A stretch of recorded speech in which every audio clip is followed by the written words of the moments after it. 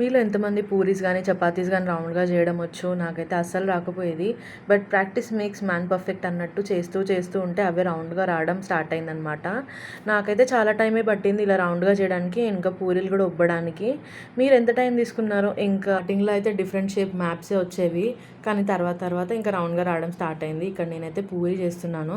చూడండి, ఆయిల్లో వేయగానే ఎంత బాగా పొంగిందో. ఇట్లా పొంగితే ఎంత సాటిస్ఫైయింగ్ ఉంటుందో కదా చూడడానికి, ఇంకా తినడానికి కూడా. మనం చేసి పెట్టిన వాళ్ళు కూడా చాలా హ్యాపీగా ఫీల్ అవుతారు. ఇంకా ఎవరైనా ఇంప్రెస్ చేయాలనుకుంటే ఇలా మంచిగా పొంగిన పూరీలు పెట్టండి, వాళ్ళు కూడా మన ప్రేమతో పొంగిపోతారు. ఇక్కడైతే నేను అన్ని పూరీలు కాల్ చేసుకుంటున్నాను. దీనికి కాంబినేషన్గా నేను చోలే కర్రీ చేశాను. ఆ వీడియో నేను పోస్ట్ చేశాను ఆల్రెడీ. దీని కింద నేను ఒకసారి ట్యాగ్ చేస్తాను, మీకు నచ్చితే వెళ్ళి చెక్ చేయండి.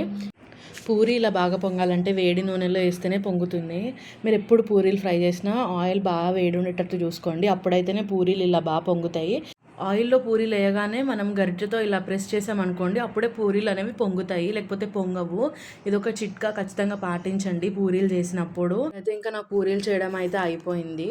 దీని తర్వాత వేడివేడిగా తినడమే. ఇక్కడైతే నేను చోలే కర్రీ చేశాను కదా, దాన్ని చూపిస్తున్నాను చూడండి. ఎంత బాగుంది కదా, చూడడానికి చాలా టెంప్టింగ్ అండ్ మౌత్ వాటరింగ్ ఉంది.